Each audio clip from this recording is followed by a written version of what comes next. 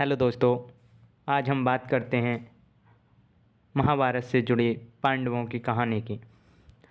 पांडव हस्तिनापुर के राजकुमार से हस्तिनापुर नरेश पांडव के पुत्र होने के कारण वे पांडव कहलाते थे। पहले दिन पांडव युधिष्ठिर, भीम और अर्जुन कुंती के पुत्र थे और छोटे पांडव नकुल और सहदेव पांडु की दूसरी पत्नी माद्दारी के पुत्र थे।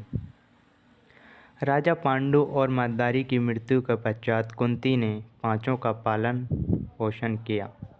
पांचों भाइयों में अनेक गुण थे।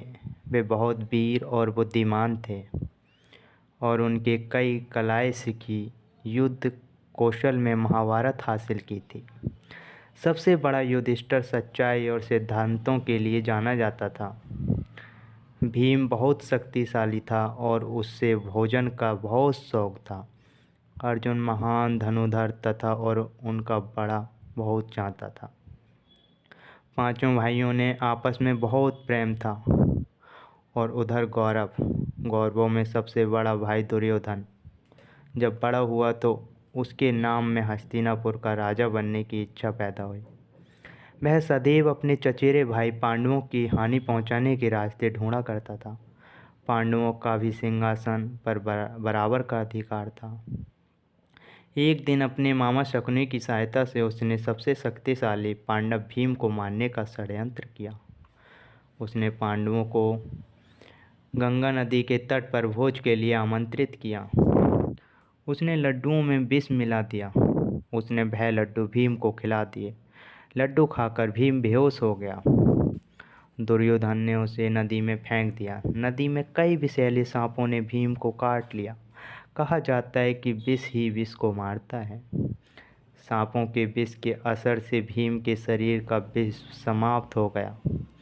भीम की जान बच गई और वह तैर कर बाहर निकल गया।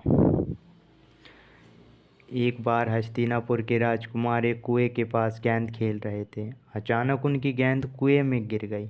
एक अंगूठी भी कुएं में गिर गई।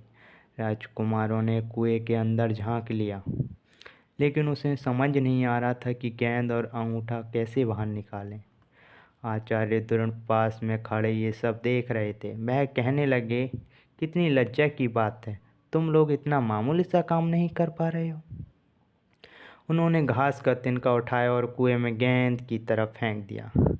तिनका गेंद से चिपक गया। उसके बाद उन्होंने एक एक करके कई तिनके कुएं में फेंके।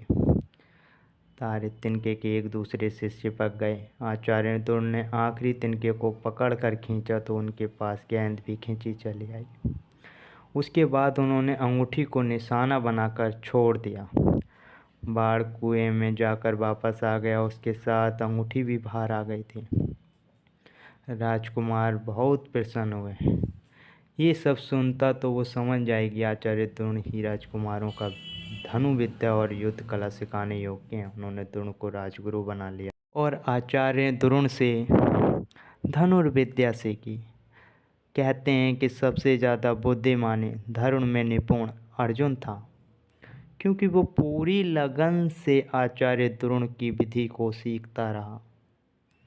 दोस्तों, महाभारत से जुड़ी वीडियो ये कहानी आपको अच्छी लगी हो तो प्लीज़ हमें कमेंट करके बताएं और सब्सक्राइब करना ना भूलें। धन्यवाद।